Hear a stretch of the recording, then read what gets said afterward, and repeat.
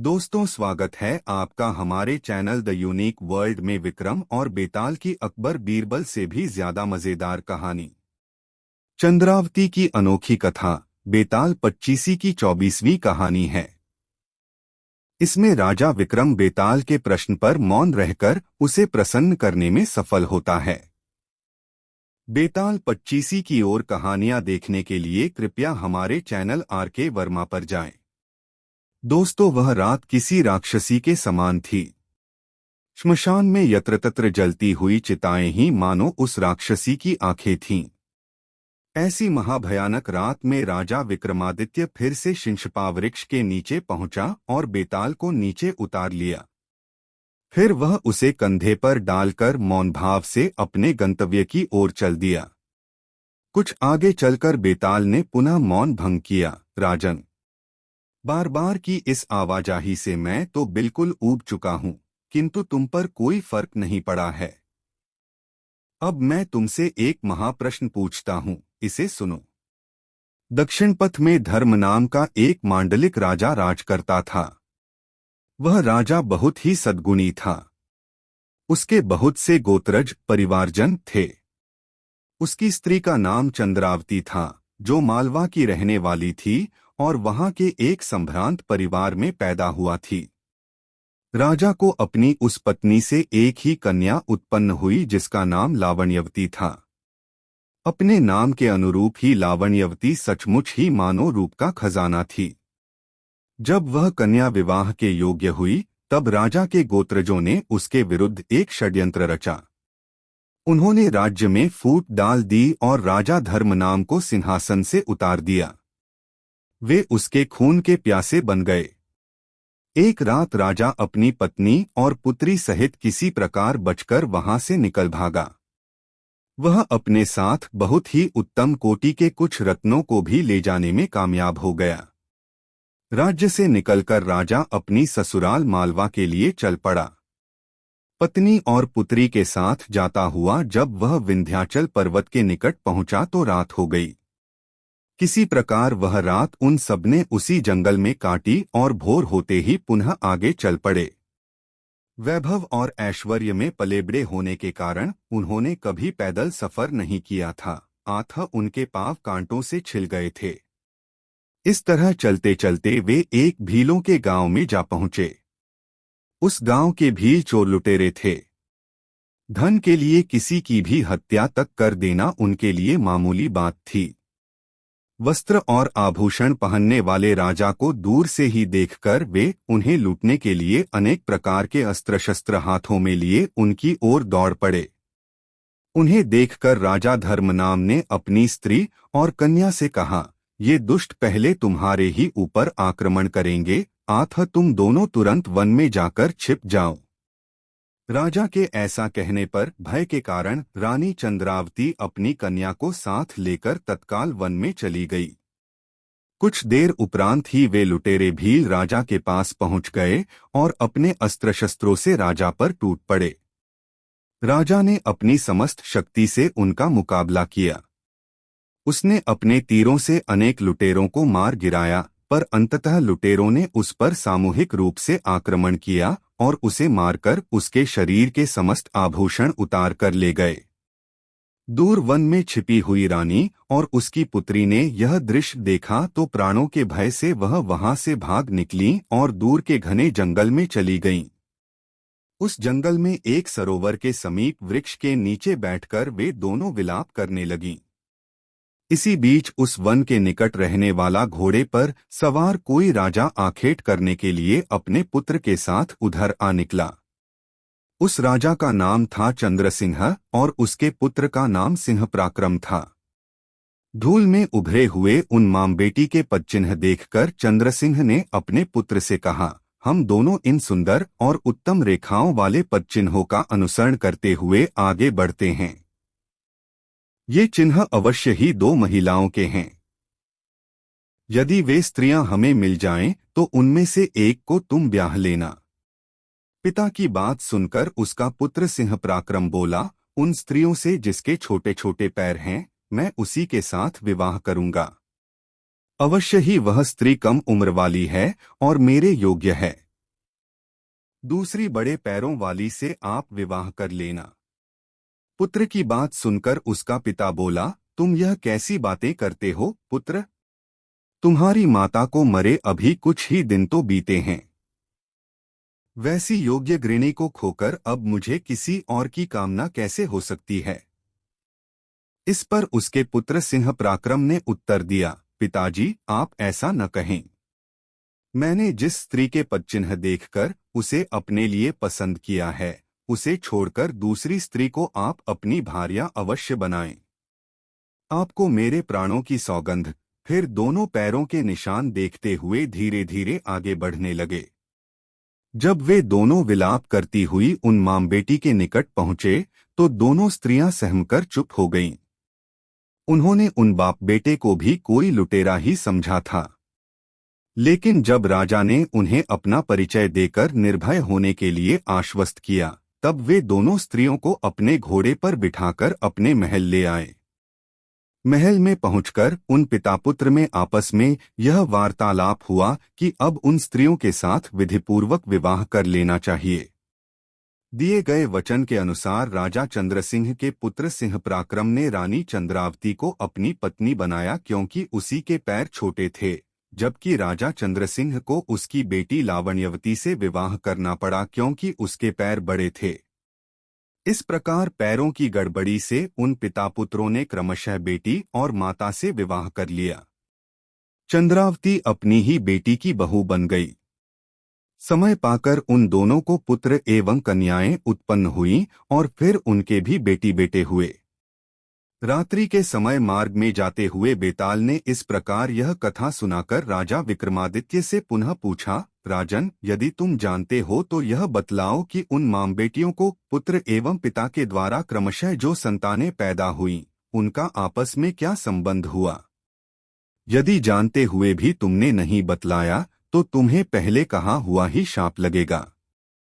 यह सुनकर राजा विक्रमादित्य सोच में पड़ गया। उन्होंने बहुत सोचा विचारा, किंतु बेताल के उस प्रश्न का कोई भी उत्तर उनकी समझ में नहीं आया। अतः वह चुप्पी साधे मौन भाव से आगे बढ़ता रहा। मृत पुरुष के शरीर में प्रविष्ट और राजा के कंधे पर बैठा बेताल इस पर मन ही मन हंसा और सोचने लगा, इस महाप्रश्न का उत्तर इस राजा को मालूम नहीं है, फिर भी यह प्रसन्न है और सावधानी पूर्वक पैर रखता हुआ निरंतर आगे बढ़ रहा है। यह राजा बड़ा पराक्रमी है, इसलिए वंचित होने के योग्य नहीं है। इसके अतिरिक्त वह भिक्षु मेरे साथ जो चाल चल रहा है, वह इतने से ही चुप नहीं रहेगा। इसलिए मैं उस दुरात्मा को ही उपाय पूर्वक वंचित करूंगा और उसकी सिद्धि इस राजा के लिए सुलभ कर दूंगा, क्योंकि भविष्य में इसका कल्याण होने वाला है। ऐसा सोचकर बेताल ने राजा से कहा, राजन, इस भयानक रात में इस श्मशान में बार बार आते जाते तुमने बहुत कष्ट उठाया है, फिर भी तुम अपने निश्चय से नहीं डिगे, तुम सुख पाने के योग्य हो। मैं तुम्हारे इस आश्चर्यजनक धैर्य से संतुष्ट हुआ। अतः अब तुम इस शव को ले जाओ, मैं इसमें से चला जाता हूँ। लेकिन जाने से पहले तुम्हारी भलाई के लिए मैं जो तुमसे कहना चाहता हूँ, उसे सुनो और उसके अनुसार ही कार्य करो। बेताल ने आगे कहा, हे राजन, तुम जिस दुष्ट भिक्षु के लिए मनुष्य का यह शरीर लेकर जा रहे हो, वह आज इस शरीर में मेरा आह्वान करके पूजा करेगा।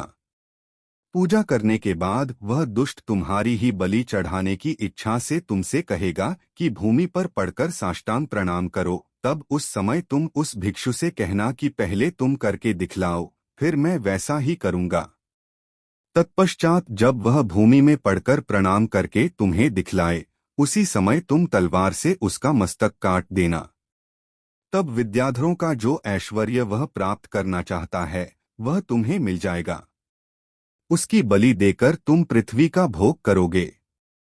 ऐसा नहीं करोगे तो तुम्हारी बलि चढ़ा देगा। मैंने इसी कारण तुम्हारे इस कार्य में इतनी देर तक विघ्न डाला था। जाओ, तुम्हें सफलता प्राप्त हो। इतना कहकर राजा के कंधे पर लदे मृत शरीर से निकलकर बेताल चला गया। बेताल की बातों से प्रसन्न हुए राजा विक्रमादित्य भी उस शव को लादे वटवृक्ष की ओर चल पड़ा जहां उस भिक्षु ने उसे पहुंचने के लिए कहा था। राजा विक्रमादित्य बेताल को लाने के लिए पुनः शिंशपा वृक्ष के नीचे पहुंच गया। उसने बेताल को उतारकर अपने कंधे पर डाला और चलना शुरू किया। बेताल ने राजा विक्रम को फिर से यह कहानी सुनानी शुरू की। दोस्तों, यह कहानी आपको कैसी लगी कमेंट करके जरूर बताएं। दो बूढ़ा तपस्वी क्यों हंसा और रोया, बेताल 25 की 23वीं कहानी है। इसमें राजा विक्रम बेताल को बूढ़े तपस्वी के हंसने रोने के कारण को बताता है। 4 ब्राह्मण भाइयों की कथा में उत्तर पाने के बाद बेताल पुनः गायब हो गया। भूत प्रेतों से भरे उस महाश्मशान में राजा विक्रमादित्य फिर से उस शिंशपा वृक्ष के नीचे पहुंचा। यद्यपि बेताल ने अपने अनेक रूप दिखलाए, किंतु राजा ने उसे वृक्ष से नीचे उतार लिया और उसे अपने कंधे पर लादकर चुपचाप मार्ग पर चलते रहे। तब बेताल ने राजा विक्रमादित्य से कहा, राजन, न करने योग्य इस काम में भी तुम्हारा ऐसा आग्रह है जिसे रोका नहीं जा सकता। आठ मैं तुम्हारी थकावट दूर करने के लिए एक अन्य कथा सुनाता हूँ, सुनो। कलिंग देश में स्वर्गपुरी के समान भव्य नगरी थी, जहाँ उत्तम आचरण वाले लोग रहते थे। वहाँ ऐश्वर्य और पराक्रम के लिए प्रद्युम्न के समान ही प्रसिद्ध प्रद्युम्न नाम का राजा शासन करता था। उस नगर के एक छोर पर यज्ञस्थल नाम का एक गांव था, जिसे राजा प्रद्युम्न ने ब्राह्मणों को दान स्वरूप दिया था। उसी गांव में यज्ञसोम नाम का एक वेदज्ञ ब्राह्मण भी रहता था, जो अत्यंत धनवान था। वह अग्निहोत्री था तथा अतिथि देवों का सम्मान करने वाला था। जब उस ब्राह्मण का यौवन बीत गया, तब 100 मनोरथों के बाद उसके ही योग्य उसकी पत्नी के एक पुत्र उत्पन्न हुआ। उत्तम लक्षणों वाला वह बालक पिता के घर में बढ़ने लगा। ब्राह्मणों ने विधिपूर्वक उसका नाम देवसोम रखा। वह बालक, जिसने अपनी विद्या, विनय आदि गुणों से लोगों को वशीभूत कर लिया था, जब 16 वर्ष का हुआ, तब अचानक ज्वर के कारण मृत्यु को प्राप्त हो गया। उसके पिता यज्ञसोम ने स्नेह के कारण अपनी पत्नी सहित उस मरे हुए पुत्र को आलिंगन में बांधे रखा और बहुत देर तक उसके शव को दाहक्रिया के लिए नहीं जाने दिया। बाद में वहां इकट्ठे हुए बड़े बूढ़ों ने उसे इस प्रकार समझाया, ब्राह्मण, आप तो भूत और भविष्य को जानने वाले हैं। आप क्या जल के बबूले के समान क्षणभंगुर इस संसार की गति नहीं जानते? इस संसार में ऐसे भी राजा थे, जो उन मनोहर राजमहलों में रत्नजड़ित पलंगों पर बैठे, जहां संगीत की झंकार भरी रहती थी, अपने शरीर पर चंदन का लेप करते थे और अपने को अमर समझकर उत्तम स्त्रियों से घिरे रहते और सुख भोगते थे। ऐसे महापराक्रमियों को भी काल ने अपना ग्रास बना लिया। वे भी अकेले ही उस श्मशान में पहुंचे जहां उनके अनुयायी और प्रेत रो रहे थे और आसपास श्रृगाल चीत्कार कर रहे थे।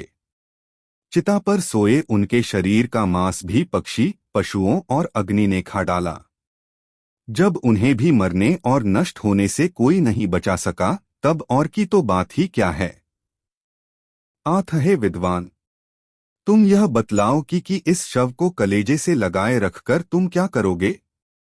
इस तरह समझाने बुझाने के बाद किसी तरह अपने मरे हुए पुत्र को छोड़ा और शव को नहलाया धुलाया। तब उसे एक पालकी में रखकर आंसू बहाते तथा रोते पीटते वे बंधु बांधव जो वहां इकट्ठे थे, श्मशान ले गए। उस श्मशान में कुटिया बनाकर एक बूढ़ा तपस्वी रहता था। वह पाशुपत मत का बूढ़ा तपस्वी अघोरी था। अधिक अवस्था और कठोर तपस्या के कारण उसका शरीर अत्यंत कृश हो गया था। जब वह चलता था तो ऐसा लगता जैसे अब गिरा की तब गिरा। उसका नाम शिव था। उसका सारा शरीर भस्म लगे श्वेत रोमों से भरा हुआ था। उसका पीला जटाजूट बिजली के समान जान पड़ता था। वह स्वयं दूसरे भगवान शिव जैसा प्रतीत होता था। वह बूढ़ा तपस्वी जिस कुटिया में रहता था, उसके साथ एक शिष्य भी रहता था। योगी ने कुछ ही देर पहले उसे बुरा भला कहा था, जिससे वह चिढ़ा हुआ था। वह मूर्ख और दुष्ट था। ध्यान और योग आदि क्रियाओं में लगा रहने के कारण उसे अहंकार हो गया था। वह भीख में मिले हुए अन्न को खाकर निर्वाह करता था।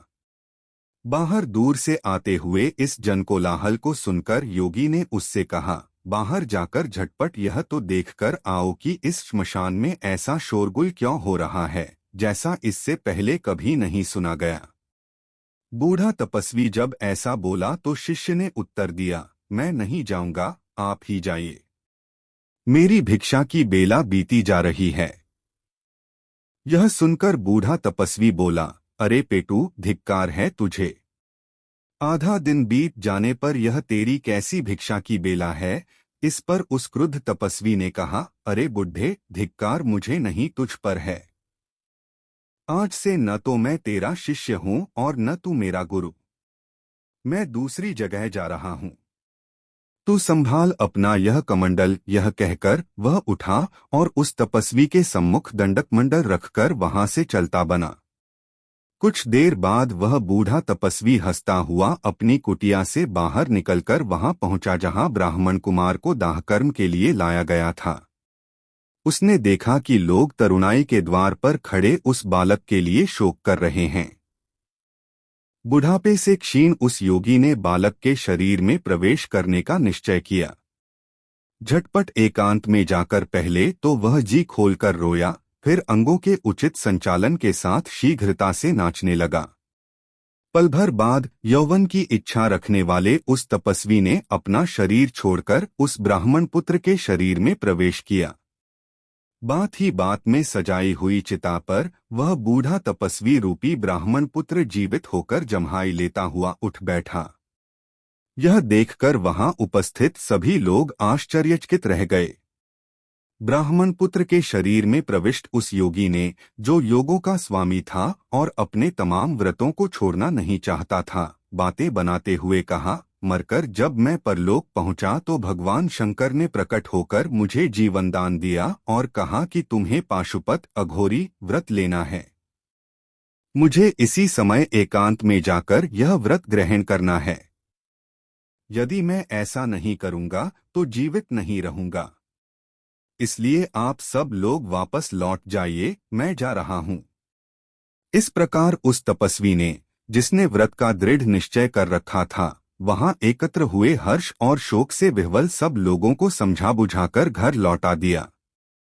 तत्पश्चात उसने उस जगह जाकर, जहां उसका पहला शरीर पड़ा हुआ था, वह मृत शरीर एक गड्ढे में डाला और व्रत धारण करके युवा शरीर में वह महायोगी कहीं अन्यत्र चला गया। राजा विक्रमादित्य को यह कथा सुनाकर बेताल ने उससे पुनः कहा, राजन, अब तुम मुझे यह बतलाओ कि दूसरे शरीर में प्रवेश करने से पहले वह बूढ़ा तपस्वी क्यों रोया और फिर नाचने क्यों लगा। मुझे इस बात को जानने का बड़ा कौतूहल हो रहा है। बेताल की यह बात सुनकर शाप से आशंकित और बुद्धिमानों में श्रेष्ठ राजा ने मौन त्याग दिया और बेताल से कहा, हे बेताल, इन बातों से वह बूढ़ा तपस्वी जो अभिप्राय रखता था वह सुनो। उस वृद्ध तपस्वी ने सोचा कि इस बूढ़े शरीर के साथ बहुत दिनों तक मैं सिद्धियों की साधना करता रहा हूं। अब मैं इस शरीर का त्याग करने जा रहा हूं जिसे माँ बाप ने बचपन में लाड़ प्यार से पाला था। यही सोचकर वह बूढ़ा तपस्वी दुखी हुआ और रोया था, क्योंकि शरीर का मोह छोड़ना बड़ा कठिन काम होता है।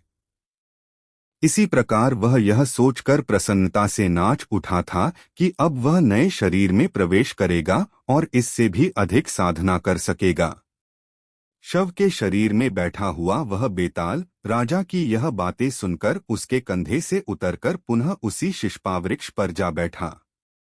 राजा विक्रमादित्य ने और अधिक उत्साह से उसे ले आने के लिए फिर उसका पीछा किया। राजा विक्रमादित्य बेताल को लाने के लिए पुनः शिंशपा वृक्ष के नीचे पहुंच गया। उसने बेताल को उतारकर अपने कंधे पर डाला और चलना शुरू किया।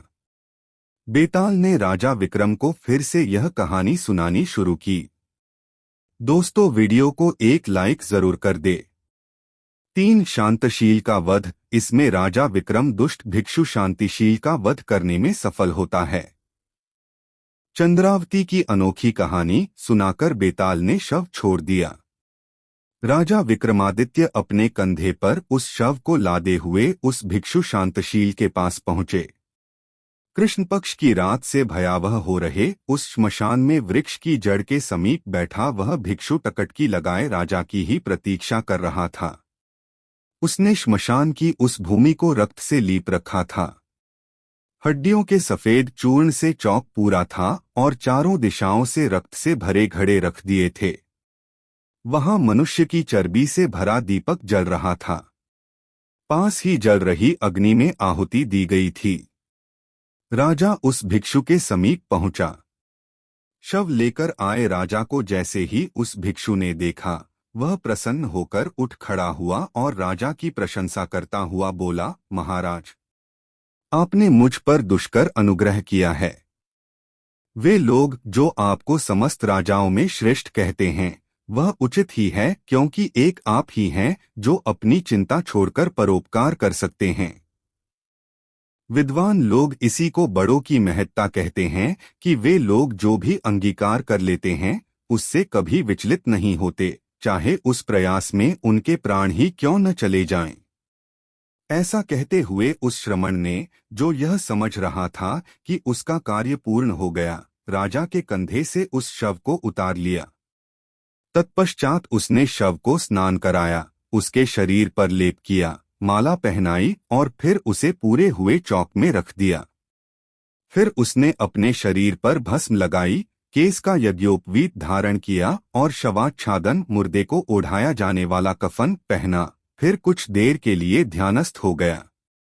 उस भिक्षु ने मंत्रबल से उस श्रेष्ठ बेताल का आह्वान किया। मनुष्य के शरीर में प्रविष्ट कराने के बाद वह क्रम से उसकी पूजा करने लगा। भिक्षु ने मनुष्य की खोपड़ी से उसे अर्घ्य दिया। मनुष्य के ही दांतों के फूल चढ़ाए और सुगंधित लेप लगाया। उसने मनुष्य की आंखों का धूप दिया और मांस की बलि दी। इस तरह पूजा समाप्त करके उसने पास ही खड़े राजा से कहा, महाराज, यहाँ मंत्रों के अधिष्ठाता पधारे हैं। तुम भूमि पर लेटकर इन्हें साष्टांग प्रणाम करो, इससे वे वरदायी देव तुम्हें तुम्हारा मनचाहा वर देंगे। यह सुनते ही राजा को बेताल द्वारा कहे गए शब्दों की याद हो आई। तब उसने भिक्षु से कहा, भगवन, मैं ऐसा करना नहीं जानता। आठ पहले आप प्रणाम करके मुझे दिखला दें, तब मैं वैसा ही करूंगा। इसके बाद वह भिक्षु प्रणाम का ढंग बतलाने के लिए ज्यों ही भूमि पर झुका, राजा विक्रमादित्य ने अपनी तलवार से तुरंत ही उसका सिर काट डाला। राजा ने उसका सीना फाड़कर उसका हृदयकमल भी निकाल लिया और वह सिर और हृदयकमल बेताल को अर्पित कर दिया। श्मशान के भूत प्रेतों ने प्रसन्न होकर राजा को साधुवाद कहा। संतुष्ट होकर बेताल ने भी उस मनुष्य शरीर के अंदर से कहा, राजन, यह भिक्षु विद्याधरों के जिस इंद्रपद की कामना करता था, वह अब भूमि साम्राज्य का भोग कर लेने के बाद तुम्हें प्राप्त होगा। मेरे द्वारा तुम्हें बहुत कष्ट उठाना पड़ा है, अतः तुम अभीष्ट वर मांगो। बेताल के ऐसा कहने पर राजा उससे बोला, वैसे तो आपकी प्रसन्नता से ही मुझे समस्त अभिमत प्राप्त हो गए हैं, तथापि हे योगेश्वर, आपका वचन अमोघ है, इसलिए मैं इतना ही मांगता हूँ कि अनेक कथाओं के मनोरम आरंभ से 24 और यह अंतिम 25वीं कथा, ये सभी समूचे विश्व में प्रसिद्ध हों और सदैव ही आदरणीय रहें। राजा की इस याचना के बाद बेताल ने कहा, हे राजन, ऐसा ही होगा, किंतु इससे अधिक मैं जो कुछ चाहता हूँ, तुम उसे सुनो। पहले की जो 24 कथाएं हैं, वे और अंतिम 25वीं कथा, यह सारी कथावली संसार में बेताल 25 के नाम से प्रसिद्ध होगी। लोग इनका आदर करेंगे और कल्याणदायिनी भी होंगी। जो कोई आदरपूर्वक इसका एक भी श्लोक पढ़ेगा अथवा जो इसे सुनेगा, ऐसे दोनों प्रकार के लोग शीघ्र ही पापमुक्त हो जाएंगे। जहां जहां भी ये कथाएं पढ़ी सुनी जाएंगी, वहां यक्ष, बेताल, डाकिनी, राक्षस आदि का प्रभाव नहीं पड़ेगा। इतना कहकर वह बेताल उस मनुष्य शरीर से निकलकर योगमाया के द्वारा अपने अभीप्सित लोक को चला गया। तत्पश्चात भगवान शिव, जो राजा से प्रसन्न हो गए थे, देवताओं सहित वहां साक्षात प्रकट हुए। उन्होंने राजा विक्रमादित्य को प्रणाम करते हुए आदेश दिया, वत्स, तुम धन्य हो कि तुमने इस धूर्त तपस्वी को मार डाला, जो हठपूर्वक विद्याधरों का महाचक्रवर्ती पद प्राप्त करना चाहता था। मलेच्छ रूप में अवतीर्ण असुरों को शांत करने के लिए मैंने ही तुम्हें सिरजा है। आठ द्वीपों और पातालों सहित इस धरती के समस्त भोगों का उपभोग करके जब तुम इनसे ऊब जाओगे, तब अपनी ही इच्छा से उन सब सुखों का त्याग करके तुम मेरे निकट आ जाओगे। अब मेरे द्वारा प्रदत्त यह अपराजित नाम का खड्ग स्वीकार करो। इसकी कृपा से तुम्हें वह सब सुख प्राप्त होंगे जो मैंने तुम्हें बताए हैं। यह कहकर भगवान शंकर ने वह खड्ग राजा को दे दिया और वचनरूपी पुष्पों से पूजित होकर वे अंतर्ध्यान हो गए। अब तक रात बीत चुकी थी, सवेरा हो रहा था। राजा ने देखा कि सारे कार्य समाप्त हो चुके हैं, अतः वह अपने नगर लौट गया। क्रमशः प्रजाजनों को जब उस रात की घटनाएं मालूम हुईं, तब उन्होंने राजा का सम्मान किया और महोत्सव मनाया। वह सारा दिन स्नानदान, शिवार्चना, नाचगान और गाजे बाजे में बीता। कुछ ही समय में भगवान शिव के उस खड्ग के प्रभाव से राजा विक्रमादित्य ने द्वीपों एवं रसातलों सहित इस धरती पर निष्कंटक राज्य किया।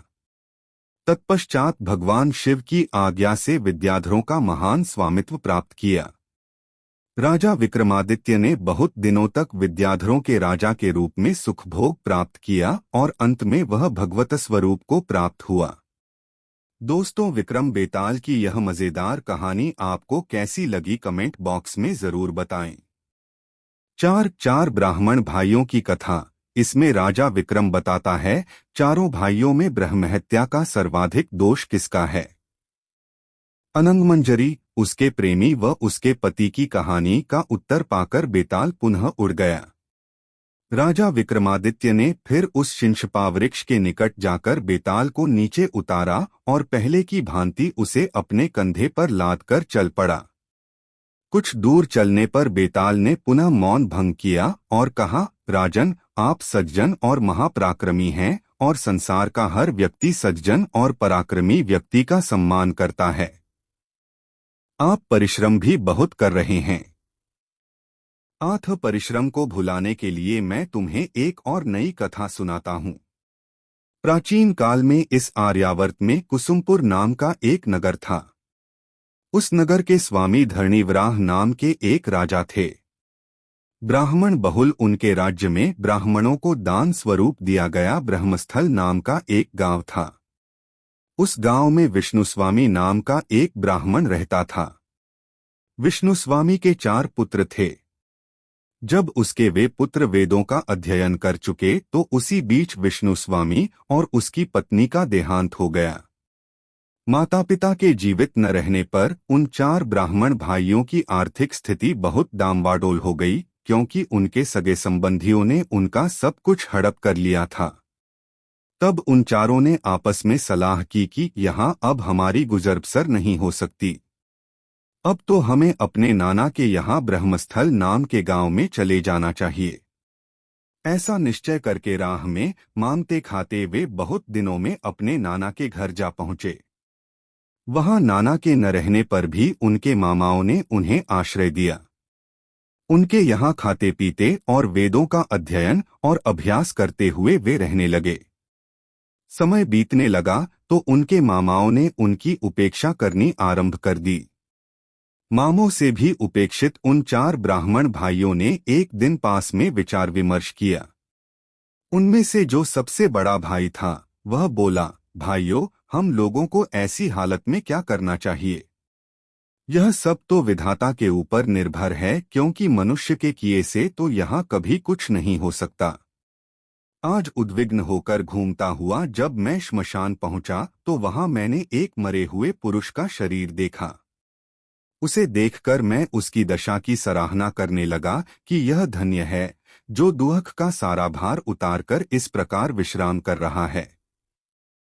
ऐसा सोचकर मैंने भी उसी समय मरने का निश्चय किया। मैं एक वृक्ष की डाली में फंदा डालकर उससे लटक गया। मैं अचेत तो हो गया किंतु मेरे प्राण नहीं निकले थे। इसी समय फंदा टूट गया और मैं भूमि पर गिर पड़ा। जब मुझे चेतना आई तो मैंने देखा कि कोई कृपालु पुरुष वस्त्र से शीघ्रतापूर्वक हवा करके मुझे सचेत करने का प्रयत्न कर रहा है। एक क्षण रुककर वह फिर बोला। उस व्यक्ति ने मुझसे कहा, अरे भाई, विद्वान होकर भी तुम किसके लिए इतना खेद कर रहे हो? मनुष्य को उसके सुकर्मों से सुख और दुष्कर्मों से दुख मिलता है। अतः यदि तुम दुखों से घबरा गए हो तो सत्कर्म करो। तुम आत्महत्या करके नरक के दुख की कामना क्यों करते हो? यह कहकर मुझे समझाकर वह व्यक्ति वहां से चला गया। मैं भी इस कारण मरने का इरादा छोड़कर यहाँ चला आया। स्पष्ट है कि विधाता की इच्छा न होने पर मनुष्य कुछ भी नहीं कर सकता। अतः अब मैं किसी तीर्थस्थान पर जाकर तपस्या करूंगा और इस प्रकार शरीर का त्याग करूंगा कि फिर मुझे निर्धनता का दुख न भोगना पड़े। बड़े भाई के ऐसा कहने पर उसके छोटे भाई उससे यह बोले, आर्य, आप विद्वान होकर भी धनहीनता के कारण दुखी क्यों हो रहे हो? क्या आप नहीं जानते कि धन तो शरद के मेघों की तरह चंचल होता है? दुर्जन की मित्रता, वेश्या और देवी लक्ष्मी, ये तीनों ही अंत में आंखें फेर लेती हैं। इनकी चाहे जितनी रखवाली की जाए, चाहे जितनी सावधानी रखी जाए, ये कभी किसी के होकर नहीं रहते। अतः मनस्वी पुरुष को यत्न करके कोई ऐसा गुण अर्जित करना चाहिए जो धन रूपी हिरण को बलपूर्वक बार बार बांध कर ला सके। छोटे भाइयों की यह बातें सुनकर बड़े भाई ने शीघ्र ही धैर्य धारण करते हुए कहा, तो फिर अर्जन करने योग्य कौन सा गुण हो सकता है? बाद में वे सभी सोच विचार करके एक दूसरे से कहने लगे, सारी दुनिया को छानकर हम लोग कोई विशेष ज्ञान अर्जित करेंगे। ऐसा निश्चय करके और लौटकर मिलने का एक ठिकाना बताकर वे चारों चार अलग अलग दिशाओं में चले गए। समय पाकर वे चार ब्राह्मण भाई निश्चित किए हुए ठिकाने पर आ मिले और एक दूसरे से यह बताने लगे कि किसने क्या सीखा है। उनमें से एक ने कहा, मैंने तो ऐसी विद्या सीखी है कि मुझे जिस किसी प्राणी की हड्डी का एक टुकड़ा मिल जाए तो मैं अपनी विद्या से क्षण भर में उसमें उस प्राणी के योग्य मांस तैयार कर दूं। इस पर दूसरे ने कहा, मैं उसके अनुकूल चमड़ी और रोम तैयार कर सकता हूं। इस पर तीसरे ने कहा, चमड़ी, मांस और रोएं हो जाने पर मैं उस प्राणी के अवयव और आकृति बना सकता हूं। अब चौथे की बारी थी। उसने कहा, अवयव और आकृति बन जाने पर मैं उस प्राणी में प्राण का संचार कर देना जानता हूं। इस प्रकार उन चार ब्राह्मण भाइयों ने जब अपनी अपनी विद्या के प्रभाव का वर्णन कर लिया, तब वे उसकी सिद्धि के लिए हड्डी का कोई टुकड़ा ढूंढने के लिए वन में गए। संयोग से उन्हें वहां सिंह की एक टूटी हड्डी का टुकड़ा मिल गया। उसके बारे में बिना कुछ जाने सुने उन्होंने उसे उठा लिया। तब एक ने उस हड्डी में उसके योग्य मांस बना दिया, दूसरे ने उसमें उसके अनुकूल चमड़ी और रोम तैयार कर दिए, तीसरे ने उसके सारे अंग ज्यों के त्यों बना दिए और चौथे ने उसमें प्राण का संचार कर दिया। अनंतर भयानक दिखने वाला, भयानक मुख और तीखे नखों के अंकुश वाला वह सिंह उठ खड़ा हुआ। उसने झपटकर उन चार ब्राह्मण भाइयों को मार डाला और अपना पेट भरकर तृप्त होकर वन में चला गया। इस प्रकार वे ब्राह्मण सिंह को जीवित करने की गलती के कारण मारे गए। भला दुष्ट प्राणी को जगाकर कौन मनुष्य स्वयं सुखी होता है? यदि विधाता वाम होता है तो यत्नपूर्वक सीखे हुए गुण भी सुखकर नहीं होते, बल्कि दुख का कारण बन जाते हैं। पौरुष का वृक्ष तभी फल देता है जब भाग्यरूपी उसकी जड़ विकार रहित अनुकूल हो, वह नीति के थावले में स्थित हो और ज्ञान के जल से सींचा गया हो। रात में मार्ग में चलते हुए राजा विक्रमादित्य के कंधे पर बैठे हुए बेताल ने उसको यह कथा सुनाकर पूछा, राजन, अब यह बतलाओ कि उन चार ब्राह्मण भाइयों में से सिंह को बनाने का वास्तविक अपराध किसका था? यदि जानते हुए भी तुम नहीं बतलाओगे तो पहले कहा हुआ शाप तुम पर पड़ेगा। बेताल की बात सुनकर राजा ने सोचा कि बेताल मेरा मौन तुड़वाकर फिर चला जाना चाहता है तो चला जाए, मैं लौटकर फिर इसे पकड़ लाऊंगा। मन ही मन ऐसा सोचकर उसने बेताल से कहा, बेताल, जिस ब्राह्मण ने उस सिंह को प्राणदान दिया वही उन चारों में से इस पाप का भागी है। बिना यह जाने कि यह कौन सा प्राणी है, उन्होंने अपनी विद्या से चमड़ा, मांस, रोम और दूसरे अंग दिए। उनका दोष इस कारण नहीं है कि उन्हें वास्तविकता का ज्ञान नहीं था, किंतु जिसने सिंह का आकार देखकर भी अपनी विद्या का प्रभाव दिखाने की उत्कंठा से उसमें प्राण डाले, वस्तुतः ब्रह्महत्या उसी ने की। उस मायावी बेताल श्रेष्ठ ने जब राजा की यह बातें सुनी, तब वह उसके कंधे से उड़कर फिर अपनी जगह चला गया। बेताल को पकड़ने के लिए कटिबद्ध राजा भी पहले की भांति उसे पकड़ने के लिए उसके पीछे पीछे चल पड़ा। राजा विक्रमादित्य बेताल को लाने के लिए पुनः शिंशपा वृक्ष के नीचे पहुंच गया। उसने बेताल को उतारकर अपने कंधे पर डाला और चलना शुरू किया। बेताल ने राजा विक्रम को फिर से यह कहानी सुनानी शुरू की। 5 चंद्रावलोक और ब्राह्मण पुत्र की कहानी का उत्तर जान बेताल पुनः उड़ गया। राजा विक्रमादित्य फिर उसी शिंशपा वृक्ष के निकट पहुंचा। बेताल को वृक्ष से उतारा और उसे कंधे पर लादकर लौट पड़ा। मार्ग में बेताल ने फिर राजा को एक रोचक कथा सुनाई। विशालपुर नाम की एक नगरी में पद्मनाम नामक एक महाप्रतापी राजा राज करता था। उसकी नगरी में अर्थदत्त नाम का एक व्यापारी भी रहता था, जिसने अपने वाणिज्य कौशल से अकूत संपदा एकत्रित की हुई थी। अर्थदत्त की एक ही संतान थी, अनंगमंजरी नाम की एक अजीब सुंदर कन्या। अनंगमंजरी जब विवाह योग्य हुई तो उसके पिता ने ताम्रलिप्ति नगर के एक संभ्रांत व्यापारी युवक मणिवर्मा से उसका विवाह कर दिया। अपनी पुत्री से अधिक स्नेह करने के कारण अर्थदत्त ने उसे उसकी ससुराल नहीं भेजा, बल्कि अपने दामाद को वहीं रहने के लिए बुला लिया। जैसे किसी रोगी को कड़वी व तीखी दवाएं अप्रिय लगती हैं, उसी प्रकार अनंगमंजरी को अपना पति मणिवर्मा भी अप्रिय जान पड़ता था, लेकिन मणिवर्मा को अपनी पत्नी प्राणों से भी अधिक प्रिय थी। वह हर समय इसी प्रयास में लगा रहता था कि उसकी अतीव सुंदर पत्नी को कोई कष्ट न होने पाए। एक बार अपने माता पिता से मिलने के लिए मणिवर्मा ताम्रलिप्ति चला गया और काफी दिन तक वहीं रहता रहा। उन्हीं दिनों एक बार जब अनंगमंजरी अपनी विश्वस्त सखियों के साथ अपने भवन के एक ऊंचे झरोखे में बैठी थी, उसने नीचे एक गली में एक सुंदर और तरुण ब्राह्मण कुमार को आते देखा। उसके चेहरे का तेज देखकर वह उसकी ओर आकर्षित हो गई। वह राजपुरोहित का पुत्र था और उसका नाम था कमलाकर। कमलाकर ने भी ऊंचे झरोखे में बैठी अनंगमंजरी को देखा तो वह उसके रूप पर मुग्ध हो गया। वह कुछ क्षण उसी की ओर टकटकी लगाए देखता रहा, फिर एक मनोहारी मुस्कान उसकी ओर फेंकता हुआ वह वहां से चला गया। अनंगमंजरी उसकी मधुर मुस्कान पर जैसे मर मिटी। कमलाकर उसके मन पर कामबाण चला गया था। उस दिन से सारी सुध-बुध खोकर वह उसी की याद में विदग्ध रहने लगी। उसका खाना पीना छूट गया और वह लज्जा, भय एवं विरहोन्माद में दुबली तथा पीली पड़ गई। प्रिय मिलन बड़ा कठिन था। अनंगमंजरी निराश सी हो गई थी। कमलाकर को पाने की लालसा में वह एक दिन इतनी व्याकुल हो गई कि उसने प्राण त्यागने का ही निश्चय कर डाला। एक रात वह चुपके से अपनी कुलदेवी चामुंडा माता के मंदिर में पहुंची और वहां देवी के सम्मुख हाथ जोड़कर विनती की, हे देवी, इस जन्म में तो मैं कमलाकर को पति रूप में पा नहीं सकती, किंतु मुझे आशीर्वाद दो कि अगले जन्मों में वह मेरा ही पति हो। देवी के सम्मुख ऐसा कहकर उसने अपनी पिछौरी से एक फंदा तैयार किया और उसे एक अशोक वृक्ष की शाखा में लटका दिया। इसी बीच महल में जब उसकी अंतरंग सखी मालतिका की नींद खुली और उसने अनंगमंजरी को वहां न देखा तो वह उसे ढूंढने निकल पड़ी। मंदिर के समीप जब उसने अनंगमंजरी को अपनी गर्दन में फंदा डालते देखा तो वह घबरा उठी और दौड़ती हुई उसके समीप जा पहुंची।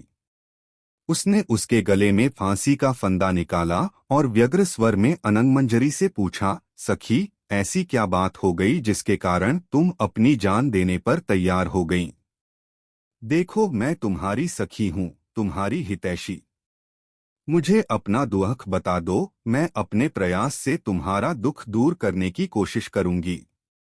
तब अनंगमंजरी ने अपने मन की सारी व्यथा सुनाकर उससे कहा, सखी, मेरे हृदय में उस तरुण के न मिलने से विरह की अग्नि जल रही है। यदि तुम मुझे जीवित देखना चाहती हो तो मुझे मेरे प्रियतम से मिला दो। अनंगमंजरी के ऐसा कहने पर मालतिका ने उसे आश्वासन दिया, सखी, आज तो बहुत रात हो गई है। सवेरा होने पर मैं कुछ प्रबंध करूंगी और तुम्हारे प्रियतम को इसी जगह बुला दूंगी। इस बीच तुम धीरज धरो और अपने घर जाओ। सवेरा होने पर मालतिका छिपती छिपाती कमलाकर के पास पहुंची। वह उस समय बगीचे में एक वृक्ष के नीचे चंदन जल से भीगे कमलपत्रों की शैया पर लेटा हुआ था। उसका एक घनिष्ठ मित्र, जो उसके सारे रहस्य जानता था, कामज्वाला में जलते हुए अपने मित्र को केले के पत्ते से हवा कर रहा था। यह दृश्य देखकर मालतिका ने सोचा कि क्या मेरी सखी अनंगमंजरी के विरह में ही इसकी यह दशा हो रही है। ऐसा सोचकर वह सत्य का पता लगाने के लिए एक वृक्ष के पीछे छिप गई। उसी समय कमलाकर के उस मित्र ने कहा, मित्र, जरा देर तुम इस सुहावने बगीचे को देखकर अपना जी बहलाओ और अपने हृदय में जलती हुई विरहवेदना की आग को ठंडा करने की कोशिश करो। मैं अभी आता हूँ। ऐसा कहकर उसका मित्र जाने के लिए उद्यत हुआ, लेकिन उसे रोककर कमलाकर ने कहा, मित्र, कैसे बहलाऊं अपने मन को? उस व्यापारी की कन्या ने मेरे मन को चुराकर मुझे सूना कर दिया है। मेरे सूने हृदय को कामदेव ने अपने बाणों का तरकश बना दिया है। इसलिए तुम कोई ऐसा उपाय करो जिससे मैं उसे पा सकूं। कमलाकर की ऐसी बातें सुनकर मालतिका का संदेह जाता रहा। वह अपने छिपे स्थान से निकली और कमलाकर के समीप जाकर बोली, भद्र, मुझे अनंगमंजरी ने आपके पास भेजा है। उसने संदेश दिया है कि यदि शीघ्र ही आप उससे न मिले तो वह अपने प्राण त्याग देगी। आपके विरह में उसकी बहुत बुरी दशा हो रही है। शरीर सूख गया है और उसके चेहरे की कांति आभाहीन हो गई है। यदि आप उसे बचाना चाहते हैं तो जैसा मैं कहूं वैसा ही करें। इस पर विरह की आग में जलते हुए कमलाकर पर मानो अमृत की वर्षा हो गई। उसने तुरंत उससे अपनी सहमति व्यक्त कर दी। तब मालतिका ने कहा, आज रात को मैं गुप्त रूप से अनंगमंजरी को उसके महल के बगीचे में ले आऊंगी। आप वहीं बाहर ठहरिएगा। उसके बाद मैं कोई उपाय करके आपको भी भीतर बुला लूंगी और इस तरह आप दोनों का मनचाहा मिलन हो सकेगा। इस प्रकार मालतिका ने अपनी बातों से उस ब्राह्मण पुत्र को प्रसन्न किया। अपना काम पूरा करके वह वापस लौटी और उसने अनंगमंजरी को भी आनंदित किया। उस रात जब वह कामी और उत्कंठित कमलाकर सजधज कर अपनी प्रिया के गृहोद्यान के दरवाजे पर पहुंचा तो मालतिका उसे युक्तिपूर्वक उस उद्यान में ले गई। कमलाकर ने अनंगमंजरी को एक आम्रकुंज की छाया में बैठे हुए देखा। बटोही जिस प्रकार छाया को देखकर खिल उठता है, वैसा ही कुछ हाल उस समय कमलाकर का हुआ। उसे देखकर कमलाकर का चेहरा खिल उठा।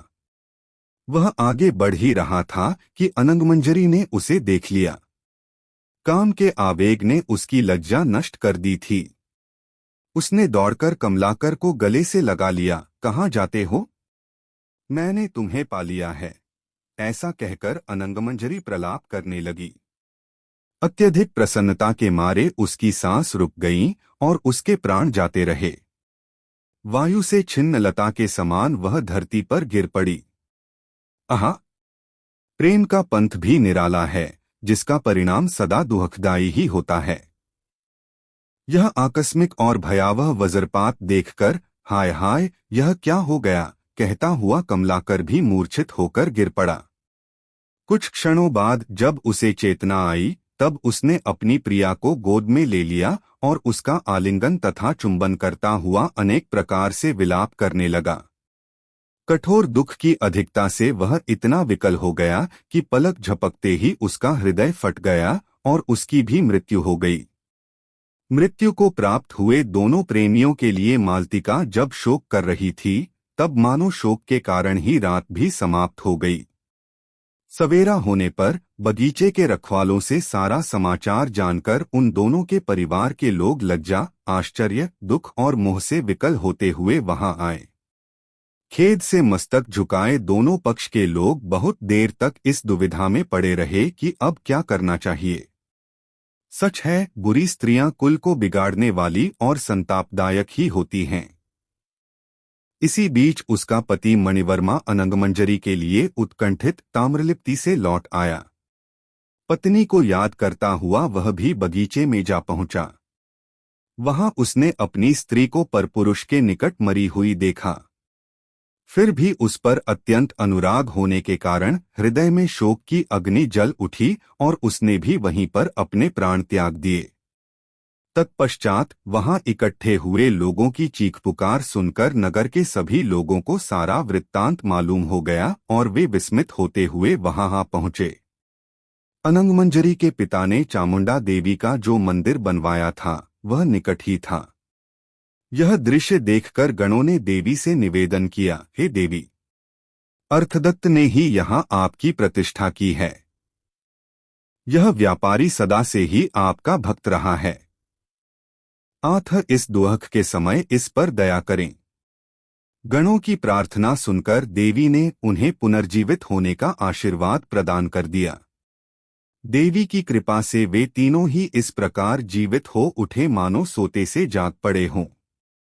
अब उनके कामविकार भी नष्ट हो चुके थे। यह आश्चर्यजनक घटना देखकर वहां उपस्थित सभी लोग बहुत आनंदित हुए। कमलाकर लज्जा से मस्तक झुकाकर अपने घर चला गया। अर्थदत्त भी लजाई हुई अपनी कन्या को उसके पति सहित घर ले गया। उस रात को मार्ग में जाते हुए बेताल ने यह कथा सुनाकर पृथ्वीपति विक्रमादित्य से पुनः पूछा, राजन, अब तुम मेरी इस शंका का समाधान करो कि प्रेम में अंधे बने हुए उन तीनों में से किसकी आसक्ति अधिक थी, अनंगमंजरी को कमलाकर की अथवा अनंगमंजरी के पति मणिवर्मा की? यदि जानते हुए भी तुमने मेरी शंका का समाधान नहीं किया तो मेरा वही शाप तुम पर फट पड़ेगा। बेताल की यह बातें सुनकर राजा ने उत्तर दिया, हे बेताल, मुझे तो इन तीनों में से मणिवर्मा ही अधिक मोहांध जान पड़ता है। कारण यह कि शेष दोनों तो एक दूसरे के प्रति अनुरक्त थे और समय पाकर उनकी आसक्ति पक्की हो चुकी थी। अतः उन दोनों ने प्राण त्याग दिए तो ठीक ही था, लेकिन मणिवर्मा तो बहुत ही मोहांध था।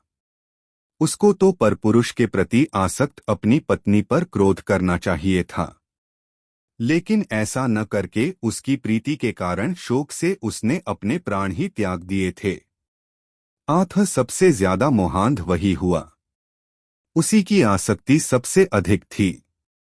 राजा का उत्तर बिल्कुल सटीक था। अतः बेताल संतुष्ट हो गया और पहले की ही भांति अपनी माया से राजा के कंधे से उतरकर अंतर्ध्यान हो गया। तत्पश्चात फिर वह उसी शिंशपावृक्ष पर जाकर उल्टा लटक गया। दृढ़ निश्चय राजा विक्रमादित्य भी पुनः उसे लाने के लिए उस शिंशपावृक्ष की ओर दौड़ चला। राजा विक्रमादित्य बेताल को लाने के लिए पुनः शिंशपा वृक्ष के नीचे पहुंच गया। उसने बेताल को उतारकर अपने कंधे पर डाला और चलना शुरू किया। बेताल ने राजा विक्रम को फिर से यह कहानी सुनानी शुरू की। दोस्तों, वीडियो को लाइक जरूर कर दें। 6 चंद्रावलोक और ब्राह्मण पुत्र की कहानी बेताल पचीसी की 20वीं कथा है। मृत्यु के समय ब्राह्मण पुत्र हंसने लगता है। इसका कारण राजा विक्रमादित्य ने बड़ी सूझबूझ से समझाया है। चंद्रप्रभ किसका पुत्र नामक कहानी में पूछे प्रश्न का सही उत्तर पाकर बेताल फिर उड़ गया। राजा विक्रमादित्य ने शिंशपावृक्ष के नीचे जाकर पुनः बेताल को अपने कंधे पर उठाया और अपने गंतव्य की ओर चल पड़ा। मार्ग में बेताल ने पुनः राजा से कहा, राजन, यह तुम्हारा कैसा दृढ़ निश्चय है? जाकर राजपाट का सुख भोगो। तुम मुझे जो उस दुष्ट भिक्षु के पास ले जा रहे हो यह उचित नहीं है। किंतु यदि तुम्हारा ऐसा ही आग्रह है तो मेरी यह कथा सुन लो। आर्यावर्त में अपने नाम को सार्थक करने वाला चित्रकूट नाम का एक नगर है। वहां के लोग व्यवस्था की सीमा का उल्लंघन नहीं करते, अर्थात सभी वर्गों के लोग अपनी मर्यादा के भीतर रहते हुए ही अपने अपने कार्य करते हैं। उस नगर में चंद्रावलोक नाम का एक राजा राज्य करता था। वह राजा बहुत धीरवीर, गंभीर एवं एक महान योद्धा था। उसकी शूरवीरता की कीर्ति दूर दूर तक फैली हुई थी। लेकिन जैसा कि कहा गया है, हर व्यक्ति को अपनी समस्त इच्छित वस्तुएं कभी नहीं मिल पाती। इसी प्रकार समस्त संपत्तियों के होते हुए भी वह राजा चंद्रावलोक इस बात से बहुत दुखी रहता था कि उसे अपनी पसंद के अनुसार पत्नी नहीं मिली थी। एक दिन वह अपने मन का उद्वेग मिटाने के लिए घोड़े पर सवार होकर अपने अनुचरों के साथ वन में शिकार खेलने गया। वहां उसने कई दुर्दांत हिंसक पशुओं का शिकार किया। एक सिंह का शिकार करने की इच्छा से वह अकेला ही उस विकट वन में घुस गया। वहां उसने एक हृष्टपुष्ट एवं कद्दावर सिंह को देखा तो लगा जैसे उसका लक्ष्य उसे मिल गया हो। उसने सिंह की ओर कई अचूक तीर छोड़े। उनमें से एक तीर सिंह को जा लगा और वह घबराकर घने जंगल की ओर भाग चला गया। राजा ने भी अपने घोड़े की एड़ लगाई ताकि वह जल्दी से उस सिंह के पास पहुंचकर उसका वध कर सके, किंतु एड़ कुछ ज्यादा ही लग गई। उसका घोड़ा राजा के पांव की एड़ एवं चाबुक की फटकार सुनकर बेहद उत्तेजित हो उठा। सम और विषम भूमि का ध्यान छोड़कर वह वायुवेग जैसी तीव्रता से दौड़ता हुआ राजा को वहां से 10 योजन दूर एक दूसरे प्रदेश में ले आया। वहां पहुंचकर जब घोड़ा रुका तब राजा को दिशाभ्रम हो गया। वह किसी प्रकार घोड़े से उतरा और सही दिशा पाने के लिए इधर-उधर भटकने लगा। तभी उसकी निगाह अपने से कुछ आगे एक विशाल सरोवर पर पड़ी। उस सरोवर में कमल खिले हुए थे और भांति भांति के जलचर उसमें तैरते दिखाई दे रहे थे। सरोवर के किनारे पहुंचकर राजा ने अपने घोड़े की जीन खोल दी। पहले उसने घोड़े को पानी पिलाया और खुला छोड़ दिया ताकि वहां उगी हरी भरी दूब खाकर वह अपना पेट भर सके। फिर स्वयं स्नान करके जल पिया। थकावट दूर होने पर वह उस रमणीक स्थान में इधर-उधर नजर डालने लगा। तभी उसकी निगाह एक अशोक वृक्ष के नीचे अपनी सखी के साथ बैठी एक मुनिकन्या पर पड़ी। वह फूलों के गहने एवं वल्कल वस्त्र पहने हुए थी। प्राकृतिक श्रृंगार करने से वह बहुत मनोरम प्रतीत हो रही थी। राजा उसके रूप को देखकर मोहित हो गया। उसने मन में सोचा, अरे कौन है यह? क्या यह कोई दूसरी सावित्री है जो सरोवर में स्नान करने आई हुई है, या भगवान शिव की गोद में छूटी देवी पार्वती है जो फिर भगवान शिव को पाने के लिए तपस्या करने आई है? अथवा यह दिन में अस्त हुए चंद्रमा की कांति है जिसने व्रत धारण कर रखा है? तो मैं धीरे धीरे इसके पास जाकर वरदान प्राप्त करूं। ऐसा सोचकर वह राजा उस कन्या के पास पहुंचा। उस कन्या ने भी जब राजा को अपने निकट आते देखा तो उसकी आंखों में चमक आ गई। फूलों की माला गूंथते उसके हाथ सहसा ही रुक गए। वह सोचने लगी, ऐसे विकट वन में आने वाला यह पुरुष कौन है? कोई विद्याधर है या कोई सिद्ध? इसका रूप तो मेरी आंखों को चकाचौंध किए दे रहा है। मन ही मन ऐसा सोचकर लज्जा के कारण तिरछी नजरों से देखती हुई वह उठ खड़ी हुई। यद्यपि उसके पांव जकड़ से गए थे तथापि वह जाने को उद्यत हुई। तब चतुर और विनम्र राजा उसके पास पहुंचा और बोला, सुंदरी, जो व्यक्ति दूर से आया है, जिसे तुमने पहली बार देखा है और जो तुम्हारा दर्शन मात्र चाहता है, उसके स्वागत सत्कार का तुम आश्रमवासियों का यह कैसा ढंग है कि तुम उससे दूर भागी जा रही हो? राजा के ऐसा कहने पर उस कन्या की सखी ने, जो राजा के समान ही चतुर थी, राजा को वहां बिठाया और उसका आतिथ्य सत्कार किया। उत्सुक राजा ने विनम्र स्वर में पूछा, भद्रे, तुम्हारी इस सखी ने किस पुण्यवान वेश को अलंकृत किया है? इसके नाम के वे कौन से अक्षर हैं जो कानों में अमृत उड़ेलते हैं? और इस निर्जन वन में पुष्प के समान कोमल अपने शरीर को ऋषिमुनियों जैसी चर्या से क्यों कष्ट दे रही हैं? राजा की यह बातें सुनकर उसकी सखी ने उत्तर दिया, श्रीमंत, यह महर्षि कण्व की पुत्री इंदिवर प्रभा है। यह आश्रम में ही पाली पोसी गई है। इसकी माता स्वर्ग की अप्सरा मेनका है। पिता की आज्ञा से यह इस सरोवर पर स्नान करने के लिए आई है। इसके पिता का आश्रम यहाँ से अधिक दूर नहीं है।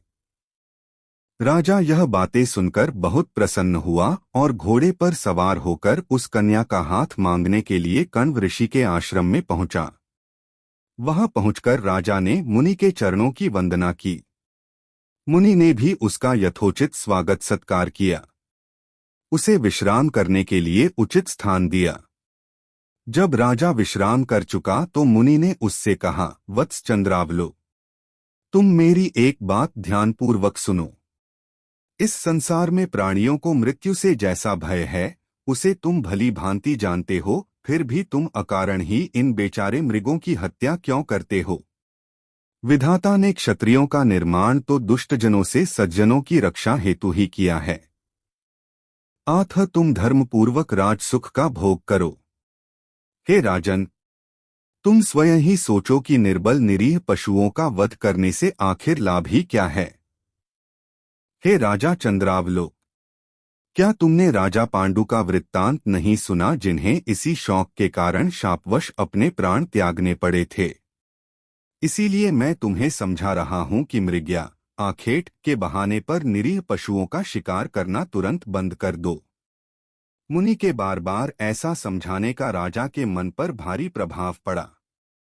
उसने मुनि से कहा, हे मुनिश्रेष्ठ, आज से पहले किसी ने मुझे इस प्रकार समझाने की चेष्टा नहीं की थी, इसीलिए अज्ञानवश मैं ऐसा करता रहा।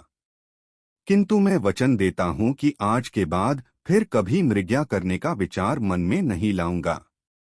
आज के बाद मेरी ओर से सभी वन प्राणी अभय हैं। यह सुनकर मुनि ने कहा, राजन, तुमने वन प्राणियों को अभयदान दिया, इससे मैं बहुत संतुष्ट हुआ हूं।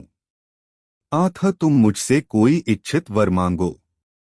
मुनि के ऐसा कहने पर समय को जानने वाले राजा चंद्रावलोक ने कहा, हे मुनिवर, यदि आप मुझ पर प्रसन्न हैं तो आप अपनी कन्या इंदिवर प्रभा को मुझे दे दें। राजा के इस प्रकार याचना करने पर मुनि ने अपनी वह कन्या राजा को दे दी, जिसका जन्म एक अप्सरा की कोख से हुआ था और जो सिर्फ राजा के ही योग्य थी। अनंतर उसके साथ विवाह करके राजा वहां से चलने को तैयार हुआ। आश्रम के समस्त मुनिकुमार आंखों में अश्रु लिए उन्हें आश्रम की सीमा तक पहुंचाए।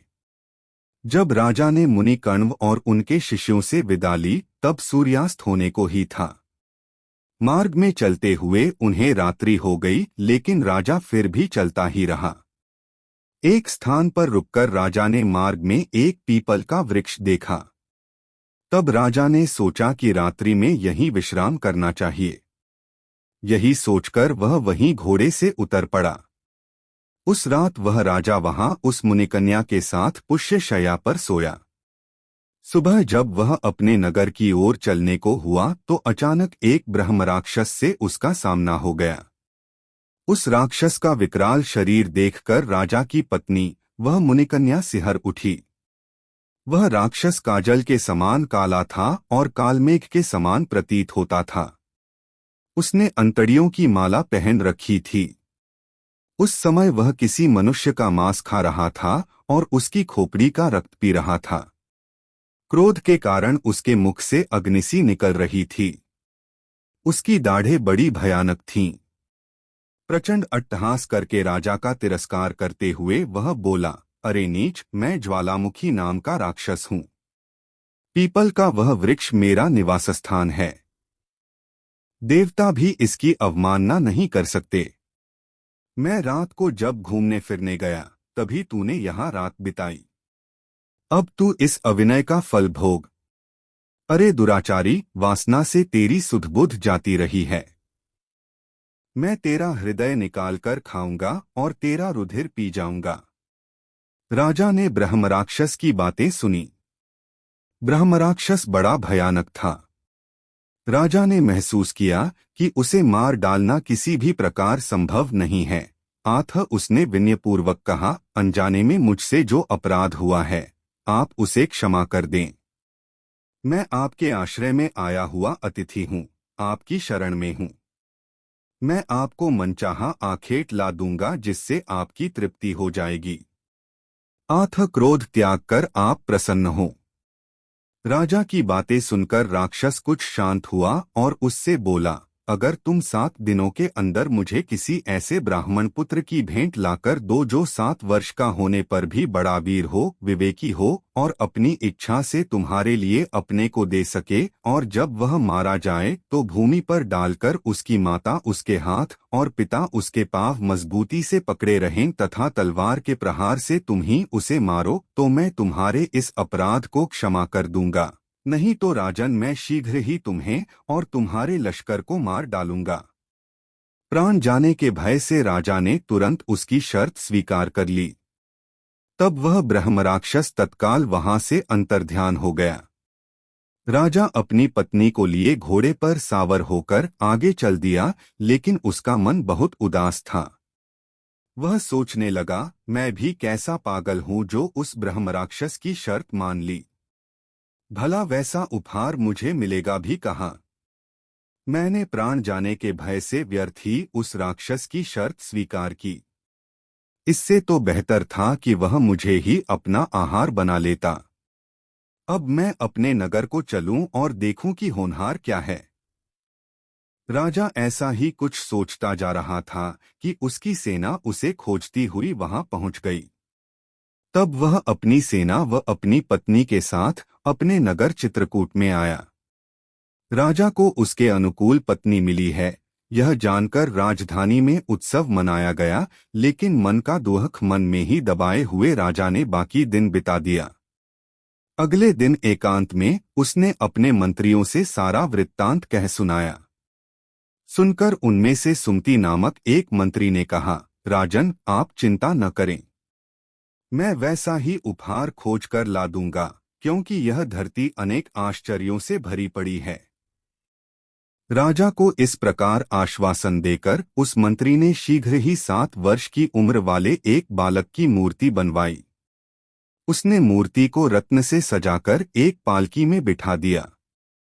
फिर वह पालकी इस घोषणा के साथ अनेक नगरों गांवों में जहां तहां घुमाई गई, 7 वर्ष का एक ब्राह्मण पुत्र जो समस्त प्राणियों के कल्याण के लिए अपनी इच्छा से अपना शरीर एक ब्रह्मराक्षस को सौंपेगा, और इस कार्य में वह न केवल अपने माता पिता की अनुमति ही ले लेगा, बल्कि जब वह मारा जाएगा तब स्वयं उसके माता पिता उसके हाथ पैर पकड़े रहेंगे।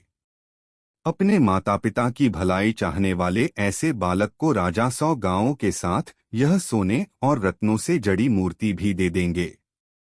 इस प्रकार जब बालक की वह मूर्ति घुमाई जा रही थी, तब एक ब्राह्मण पुत्र ने यह घोषणा सुनी। वह बालक बड़ा वीर और अद्भुत आकृति वाला था। पूर्वजन्म के अभ्यास से वह बचपन से ही सदा परोपकार के कार्य में लगा रहता था। ऐसा जान पड़ता था मानो प्रजा के पुण्यफल ने ही उसके रूप में शरीर धारण कर रखा हो। ढिंढोरा पीटने वालों के पास जाकर उसने कहा, प्रजा के हित में मैं अपने को अर्पित करूंगा। मैं अपने माता पिता को समझाकर अभी आता हूं। उसकी यह बातें सुनकर ढिंढोरा पीटने वाले प्रसन्न हो गए। उन्होंने उसे अनुमति दे दी। घर जाकर बालक ने हाथ जोड़कर अपने माता पिता से कहा, समस्त प्राणियों के कल्याण के लिए मैं अपना यह नश्वर शरीर दे रहा हूं। अतः आप लोग मुझे आज्ञा दें और इस प्रकार अपनी दरिद्रता का भी अंत करें। इसके लिए यहाँ के राजा 100 गांवों सहित सोने और रत्नों वाली मेरी यह प्रतिकृति मूर्ति मुझे देंगे, जिसे मैं आप लोगों को सौंप दूंगा। हे पिताश्री, तब मैं आप लोगों से भी उऋण हो जाऊंगा और पराया कार्य भी सिद्ध कर सकूंगा। दरिद्रता से छुटकारा पाकर आप भी अनेक पुत्र प्राप्त कर सकेंगे। पुत्र की यह बातें सुनकर उसके माता पिता ने कहा, बेटा, क्या तू पागल हो गया है जो ऐसी बहकी भकी बातें कह रहा है? भला धन के लिए कौन अपने पुत्र की हत्या करना चाहेगा और कौन बालक अपना शरीर देना चाहेगा? माता पिता की यह बातें सुनकर उस बालक ने फिर कहा, पिताश्री, न तो मेरी बुद्धि नष्ट हुई है और न ही मैं कोई प्रलाप कर रहा हूँ। अतः आप मेरी अर्थयुक्त बातें सुनिए। मानव का यह शरीर अपवित्र वस्तुओं से भरा है। जन्म से ही यह जुगुप्सित व्याधियों का घर है। अतः शीघ्र ही इसे नष्ट हो जाना है। इसलिए बुद्धिमान लोगों का कहना है कि इस क्षणभंगुर शरीर से संसार में जितना भी पुण्य उपार्जित किया जा सके वही सार वस्तु है। हे पिताश्री, समस्त प्राणियों का उपकार करने से बड़ा और कौन सा पुण्य हो सकता है? और उसमें भी अगर माता पिता की भक्ति हो तो देहधारण करने का अधिक फल और क्या होगा? इस तरह की बातें कहकर उस दृढ़ प्रतिज्ञ बालक ने शोक करते हुए अपने माता पिता से अपनी मनचाही बात स्वीकार करा ली। फिर वह राजा के सेवकों के पास गया और वह सुवर्ण मूर्ति तथा उसके साथ 100 गांवों का दानपत्र लाकर अपने माता पिता को दे दिया। इसके पश्चात उन राजसेवकों को आगे करके अपने माता पिता के साथ वह शीघ्रतापूर्वक राजा के साथ चित्रकूट की ओर चल पड़ा। चित्रकूट में जब राजा चंद्रावलोक ने अखंडित तेज वाले उस बालक को देखा तब वह बड़ा प्रसन्न हुआ। उसने फूलों और चंदन के लेप से बालक को सजाया और उसे हाथी की पीठ पर बैठाकर उसके माता पिता के साथ उस ब्रह्मराक्षस के स्थान पर ले गया। उस पीपल के वृक्ष के निकट वेदी बनाकर राजा के पुरोहित ने विधिपूर्वक जैसे ही अग्नि में आहुति डाली त्यों ही अट्टहास करता हुआ, मंत्र पढ़ता हुआ वह ब्रह्मराक्षस प्रकट हुआ। लाल रंग की मदिरा पीने के कारण उन्मत्त होकर वह झूम रहा था, जम्हाइयां ले रहा था और तेजी से सांसें छोड़ रहा था। उसकी आंखें जल रही थीं, मुख से ज्वाला निकल रही थी और उसके शरीर की छाया से दिशाओं में अंधकार सा फैला प्रतीत होने लगा था। राजा चंद्रावलोक ने उसे देखकर नम्रतापूर्वक कहा, भगवन, आज मेरी प्रतिज्ञा का 7वां दिन है। अपने वचन के अनुसार मैं यह मानव उपहार आपके लिए लाया हूँ। अतः आप प्रसन्न होकर विधिपूर्वक उसे ग्रहण करें। राजा के इस प्रकार निवेदन करने पर ब्रह्मराक्षस ने अपनी जीभ से होठों के किनारों को चाटते हुए उस ब्राह्मण बालक की ओर देखा। यह देखकर भी वह बालक तनिक भी नहीं डरा, बल्कि यही सोचने लगा कि इस प्रकार अपने शरीर का दान करके मैंने जो पुण्य अर्जित किया है उससे मुझे ऐसा स्वर्ग अथवा मोक्ष नहीं मिलना चाहिए जिससे दूसरों का उपकार न होता हो, बल्कि जन्म जन्मांतर में मेरा यह शरीर परोपकार के काम में ही आए। ज्यों ही उसने मन में यह बातें सोचीं, त्यों ही क्षण भर में फूल बरसाते हुए देवसमूह के विमानों से आकाश भर गया। अनंतर उस बालक को ब्रह्मराक्षस के सम्मुख लाया गया। माँ ने उसके हाथ पकड़े और पिता ने पैर। इसके बाद ज्यों ही राजा तलवार उठाकर उसे मारने चला, त्यों ही उस बालक ने ऐसा अट्टहास किया कि ब्रह्मराक्षस सहित सब लोग विस्मय में पड़ गए। अपना अपना काम छोड़कर हाथ जोड़कर वे उस बालक का मुंह देखने लगे। इस प्रकार यह विचित्र और सरस कथा सुनाकर बेताल ने फिर राजा विक्रमादित्य से पूछा, राजन, अब तुम मेरे इस प्रश्न का उत्तर दो कि प्राणांत के ऐसे समय में भी वह बालक क्यों हंसा था। मुझे इस बात का बहुत कौतूहल है। जानते हुए भी यदि तुम इसका कारण नहीं बताओगे तो तुम्हारा सिर अनेक टुकड़ों में खंड खंड होकर बिखर जाएगा। बेताल की यह बात सुनकर राजा ने कुछ इस प्रकार उसका निराकरण किया, हे बेताल, जो प्राणी दुर्बल होता है वह भय के उपस्थित होने पर अपने प्राणों की रक्षा के लिए अपने माता पिता को पुकारता है। उनके न होने पर राजा को पुकारता है, क्योंकि आर्तजनों की रक्षा के लिए ही तो राजा बनाए जाते हैं। यदि उसे राजा का भी सहारा नहीं मिलता तो फिर वह अपने कुलदेवता का स्मरण करता है।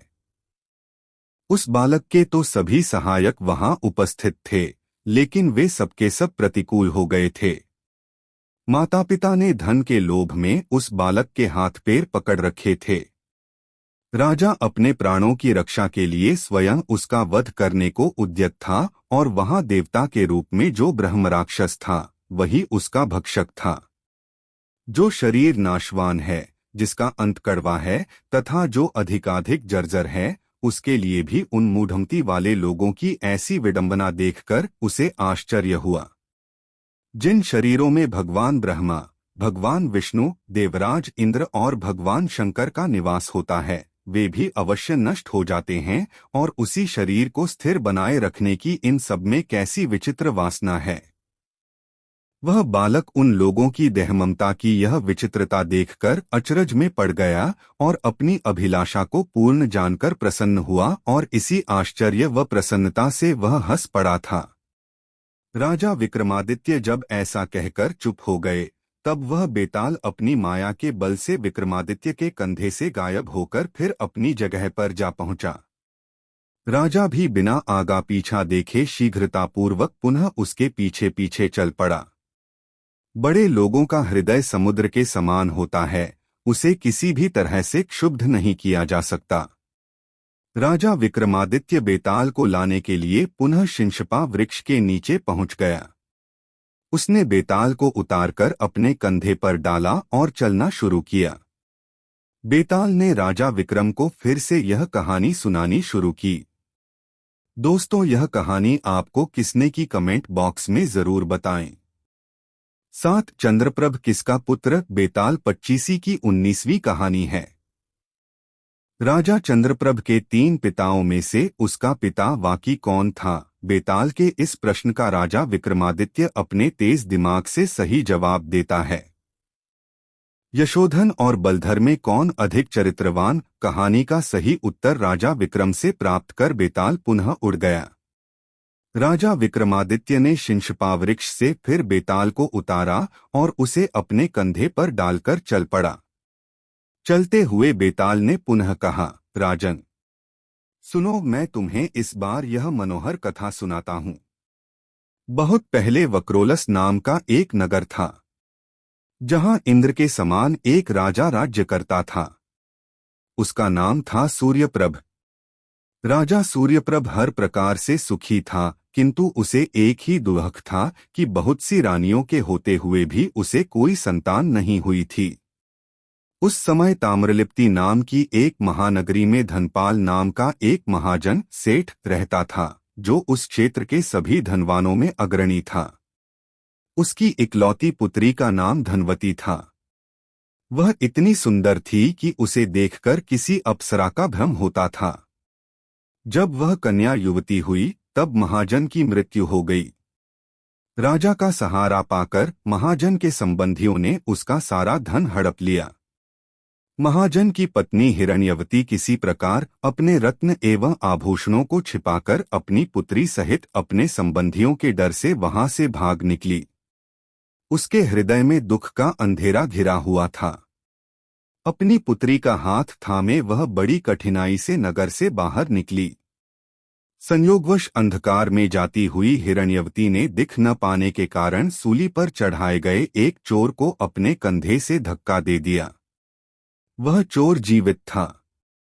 उसके कंधे के धक्के से वह तिलमिला उठा और कराहकर कह उठा, हाय, मेरे कटे हुए जख्मों पर कौन नमक छिड़क रहा है? इस पर उस महाजन की स्त्री ने क्षमायाचना करते हुए उस चोर से पूछा, श्रीमंत, आप कौन हैं? तब उस चोर ने उत्तर दिया, मैं एक कुख्यात चोर हूँ। चोरी करने एक कारण मुझे सूली पर चढ़ाए जाने का दंड मिला है। लेकिन आर्या, आप बतलाएं कि आप कौन हैं और इस अंधकार में भटकती हुई कहाँ जा रही हैं? चोर के पूछने पर महाजन की पत्नी उसे अपना परिचय देने लगी।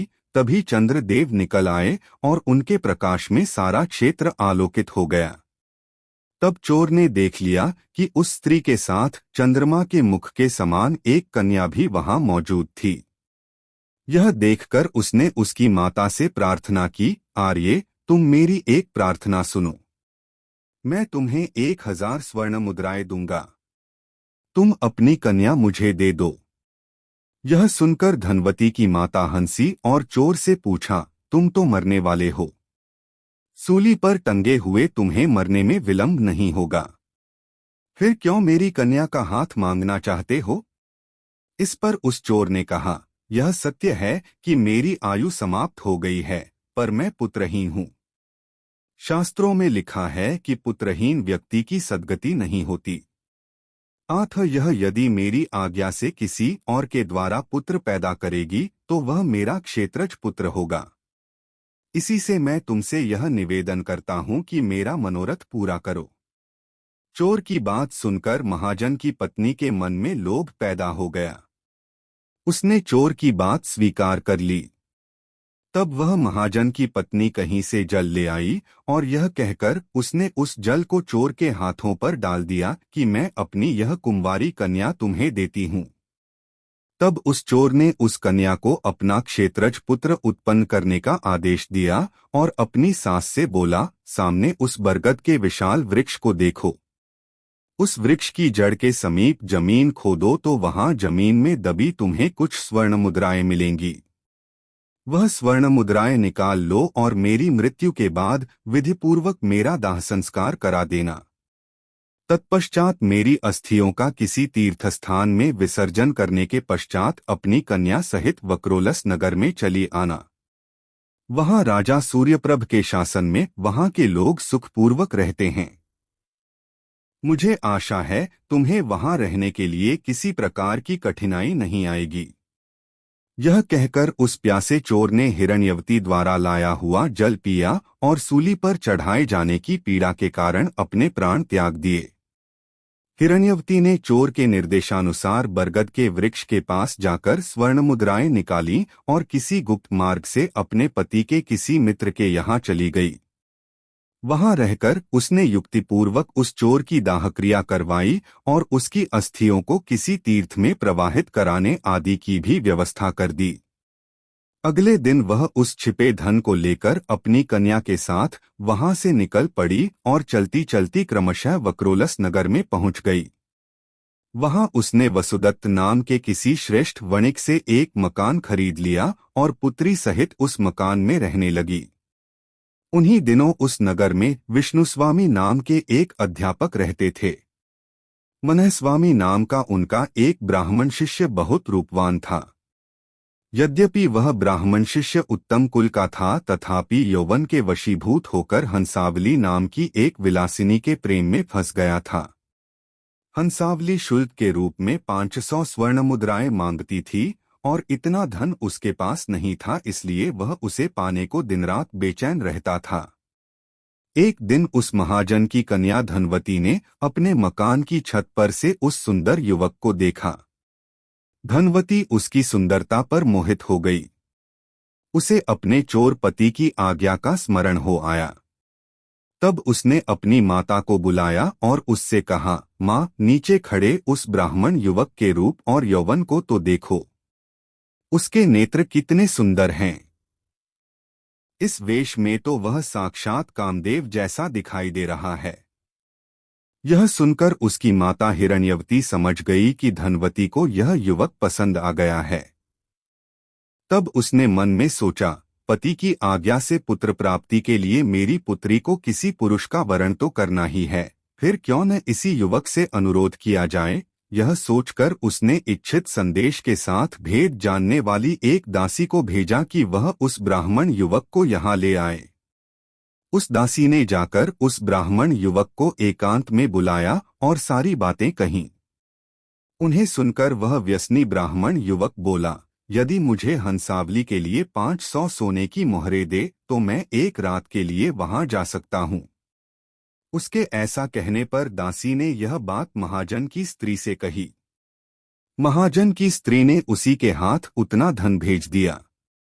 वह धन लेकर मनहस्वामी उस दासी के साथ महाजन की कन्या उस धनवती के महल में गया, जो एक रात्रि के लिए उसे अर्पित कर दी गई थी। वहां मनहस्वामी ने अत्यंत उत्कंठित उस कन्या को देखा, जिसने धरती को विभूषित कर रखा था। चकोर जिस प्रकार चांद को देखता है, वैसे ही वह धनवती को देखकर प्रसन्न हुआ। उसने धनवती के साथ समागम करते हुए वह रात बिताई। सवेरा होने पर जिस प्रकार से वह वहां आया था, उसी प्रकार वहां से निकलकर चला गया। समय पाकर धनवती गर्भवती हुई और उसने मनस्वामी के अंशरूप एक सुंदर बालक को जन्म दिया। बालक के लक्षण उसके उज्ज्वल भविष्य की सूचना दे रहे थे। पुत्र के रूप में उस बालक को पाकर धनवती बहुत संतुष्ट हुई। रात में भगवान शिव ने स्वप्न में उन्हें दर्शन देकर आदेश दिया कि सहस्र स्वर्ण मुद्राओं के साथ पालने में लेटे हुए इस बालक को सवेरे राजा सूर्यप्रभ के दरवाजे पर छोड़ आओ। इससे इसका और तुम्हारा दोनों का कल्याण होगा। शिवजी के ऐसा कहने पर वह वणिक पुत्री और उसकी माता जागकर आपस में विचार विमर्श करने लगी और भगवान की बातों पर विश्वास पर वे राजा सूर्यप्रभ के सिंहद्वार पर उस बालक को स्वर्ण मुद्राओं सहित छोड़ आई। उधर भगवान शंकर ने पुत्र की चिंता में सदा दुखी रहने वाले राजा सूर्यप्रभ को भी स्वप्न में आदेश दिया, राजन उठो, तुम्हारे सिंहद्वार पर किसी ने पालने में लेटे हुए एक सुंदर बालक को रख दिया है। उसे स्वीकार करो और उसका पुत्रवत पालन करो। राजा की नींद खुली और उसने सिंहद्वार पर जाकर देखा तो उसे भगवान शिव के कथन की सत्यता का पता चला। बालक के साथ धनराशि भी रखी हुई थी और उसके हाथ पैरों में छत्र, ध्वज आदि के चिन्हों की रेखाएं थीं। वह बालक बहुत ही सुंदर आकृति वाला था। भगवान शिव ने मेरे योग्य पुत्र ही मुझे दिया है, ऐसा कहते हुए राजा ने उस बालक को अपने हाथों में उठा लिया और महल में चला गया। तब राजा ने पुत्र प्राप्ति के उपलक्ष्य में इतना धन गरीबों में लुटाया कि नगर में कोई दरिद्र ही न रहा। नृत्यवाद्य आदि के साथ राजा ने विधिपूर्वक बालक को अपनाया और उसका नाम रखा चंद्रप्रभ। राजमहल में हर प्रकार के सुखों के साथ धीरे धीरे राजकुमार बड़ा होने लगा। जब वह युवक हुआ तो राजा ने उसे राज्यभार सौंप दिया और वह तीर्थाटन के लिए भगवान शिव की नगरी वाराणसी चला गया। नीति जानने वाला उसका पुत्र जब अपनी प्रजा पर धर्मपूर्वक शासन चला रहा था, तभी सूचना मिली कि वाराणसी में उसके पिता का देहांत हो गया है। पिता की मृत्यु का संवाद पाकर राजा चंद्रप्रभ ने उसके लिए शोक किया तथा उसके लिए श्राद्ध आदि किए। फिर वह धर्मात्मा अपने मंत्रियों से बोला, पिताजी से भला मैं किस प्रकार ऋण हो सकता हूँ? फिर भी मैं अपने हाथों उनका एक ऋण चुकाऊंगा। मैं उनकी अस्थियां ले जाकर विधिपूर्वक गंगा नदी में प्रवाहित करूंगा तथा गया जाकर सभी पितरों को पिंडदान दूंगा। मैं इसी प्रसंग में पूर्व समुद्र तक की तीर्थयात्रा भी करूंगा। राजा के ऐसा कहने पर उसके मंत्री उससे बोले, देव, आपको किसी प्रकार ऐसा नहीं करना चाहिए। आप यदि राज्य को इस प्रकार आरक्षित छोड़कर चले गए तो पीछे से शत्रुओं को राज्य पर आक्रमण करते देर न लगेगी। अतः आप पिता के संबंध में यह कार्य किसी और के हाथों करा लें। एक राजा के लिए प्रजापालन के अतिरिक्त और कोई बड़ा धर्म नहीं है। अपने मंत्रियों की बात सुनकर राजा चंद्रप्रभ ने कहा, हम जो कुछ निश्चय कर चुके हैं वह अटल है। पिता के लिए मुझे तीर्थयात्रा अवश्य करनी है। इस क्षणभंगुर शरीर का क्या विश्वास, पता नहीं कब पूज्य पिताजी की तरह मेरा साथ छोड़ दे। अतः मेरा आदेश है कि जब तक मैं इस तीर्थयात्रा से वापस न लौट आऊं, मेरे स्थान पर तुम लोग मेरे राज्य की रक्षा करोगे। राजा की यह आज्ञा सुनकर मंत्रीगण चुप ही रहे। तब वह राजा अपनी यात्रा की तैयारियां करने लगा। एक शुभ दिन स्नानादि करके उसने अग्निहोत्र की विधि संपन्न की और ब्राह्मणों का पूजन किया। फिर शांत वेश धारण करके जुते हुए रथ में बैठकर उसने नगर से प्रस्थान किया। जो सामंत, राजपुत्र, नगरवासी तथा ग्रामीण आदि राजा को छोड़ने सीमांत तक आए थे, उनकी इच्छा न होने पर भी राजा चंद्रप्रभ ने बड़ी कठिनता से उन्हें समझा बुझाकर वापस लौटा दिया और मंत्रियों को राज्य शासन का भार सौंपकर वाहनों पर आरूढ़ ब्राह्मणों तथा पुरोहितों के साथ वे आगे बढ़े।